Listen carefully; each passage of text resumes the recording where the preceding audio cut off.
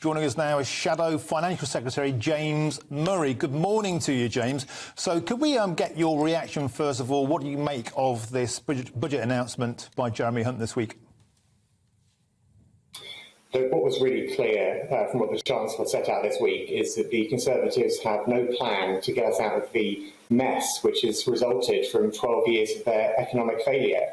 They set out unfair decisions when it comes to taxation, and there was no plan for growth. And I think what's really clear is that we need a proper plan for growth to get the economy back on the right track. And that's what we set out in the Labour Party, our plan for growth.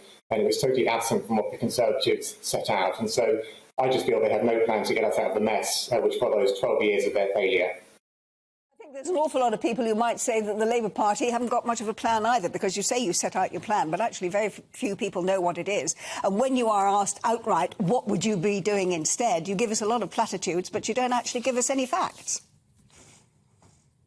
I'm sorry, I completely dispute that. We set out very clearly what we would do differently, for instance, when it comes to fairer decisions around tax. You set out there in your introduction about how the autumn statement is going to increase stealth taxes. It's also going to increase council tax on working people across the country. What we set out is our alternative, where you go, for instance, after closing down the non-dom tax loophole, where you would abolish VAT relief on private school fees, where you would close the loophole that remains in the windfall tax. There are a whole range of other options when it comes to fairer decisions about taxes, which we set out. But then crucially, to take a step back, the reason why we are in such a mess right now is because for the last 12 years, we've had low growth in this country.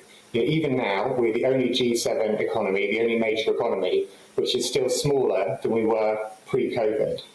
And if you look over the next 2 years, the OBR, the Office of Budget Responsibility, are very clear that our forecast for economic growth is very low. In fact, it puts us again at the bottom of OECD countries. So what we need is that plan for growth. And at the heart of our plan for growth, what Labour set out, is investment in our green prosperity plan. And that means investing in new clean energy, insulating 19 million homes across the country, and making sure we're having the jobs of the future right across the UK.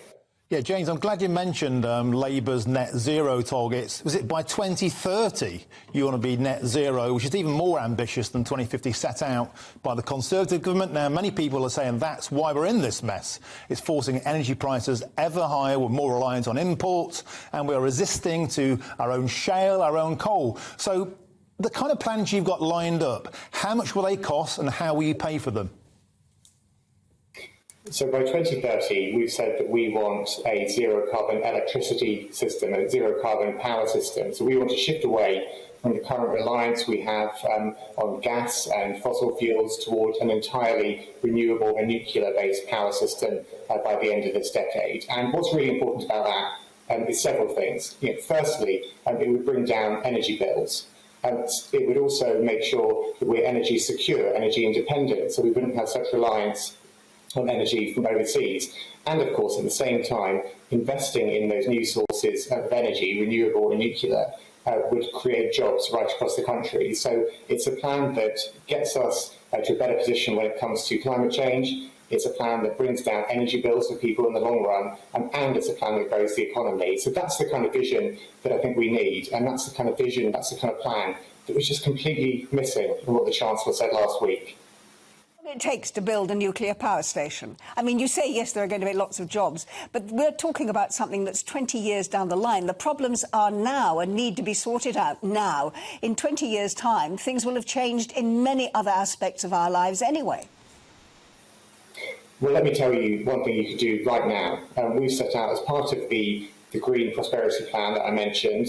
Whilst clean energy is one aspect of it, there are other really important parts of it. And one example is to insulate 19 million homes across the country which don't have adequate insulation at the moment. Now, insulation is really important because it brings down energy bills permanently. It also creates jobs whilst you're putting the insulation into properties across the country. Now, we said you should invest to do 2 million homes a year, so you'd get all 19 million homes across the country that need insulation done in 10 years. We suggested that last year. If the government had cracked on with that, they could have got 2 million extra homes insulated already and do that. And that's a way that you can bring down energy bills permanently, as well as the immediate support people need in the winter ahead. OK, James, having been a politician myself, I know all about the art and the skill of not answering questions. I'm going to put it to you again. How much will Labour's energy plan cost for net zero by 2030, and how are you going to pay for it?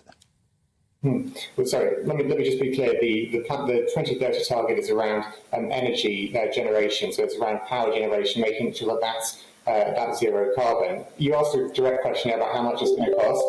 We set out it would cost £28 billion of investment for 10 years, and we set out a really clear fiscal rules about how to make sure that is sustainable. So our fiscal rules say that day-to-day spending has to be paid for through tax receipts. Borrowing is only allowed to invest in things like the Green Prosperity Plan, which creates economic growth in the long run, and debt should be falling as a proportion of GDP. So that's how much it would cost. We've set out exactly how much it would cost and how it would be funded, but it's crucial to do that because, as the OBR, the Office of Budget Responsibility, set out, if you don't act now, the costs increase rapidly and get far more later, and you need that investment now to get the economy growing, to get us out of this doom loop. You know, the only thing pretty much I agreed with the last Conservative Chancellor, Kwasi Kwarteng, about was when he said Britain has been stuck in a vicious cycle of stagnation. You know, he was right there. We need to get out of this, and that's why we need a proper plan for growth.